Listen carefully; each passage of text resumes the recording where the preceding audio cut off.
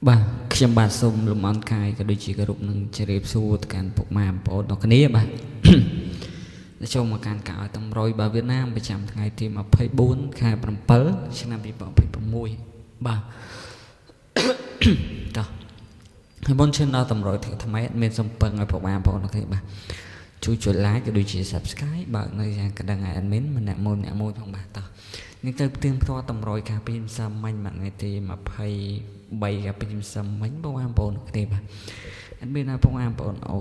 ចិត្តក៏ដូចជាអូកៅបាទអូចិត្តអូកៅគេថាយើងចូលអូកៅបាទចូលអូកៅប៉ូសេបាទចូលអូកៅប៉ូសេបាទបងប្អូនគ្នាបាទហើយឲ្យកៅគុតស្ដាយបងប្អូនគ្នាឲ្យកៅគុតមកកៅ3បាទបានទៅអូខ្ទង់មកប៉ូសេបានមកខ្ទង់ដែរបាទបងប្អូនគ្នាហេបាទតើសម្រាប់ម៉ោង6កន្លះវិញបាទពុកម៉ែបងប្អូនគាត់យកម៉ោង6កន្លះទៅលេងបាទ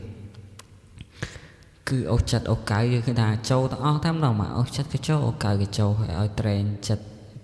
6មកចិត្ត5ឲ្យចិត្ត7មកចិត្ត8ចិត្ត8ចិត្ត4បាទ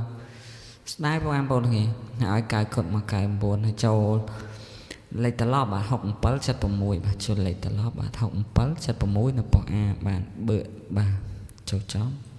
នេះអានេះចូលរើមកក្របអានេះចូលត្រឡប់អានេះចូលខ្ទង់កៅអានេះចូលរើមកក្របដែរបេដេហេចូលសាហាវបងប្អូនគ្នា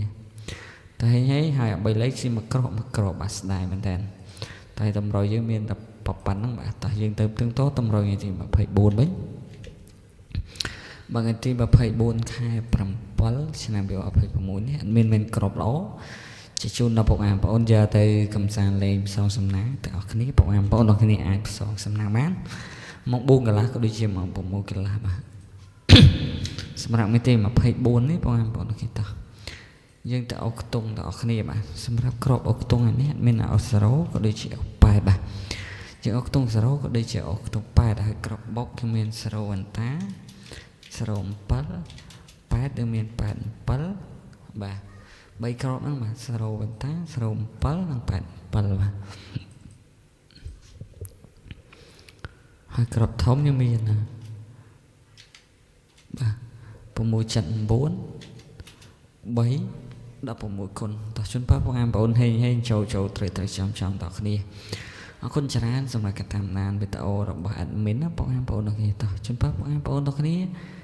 ត្រូវហេចូលចំតគ្នាណាបងប្អូនគ្នាអរគុណច្រើនបាទជម្រាបលាបាយបាយជួបគ្នាវីដេអូក្រោយជាបន្តអរគុណ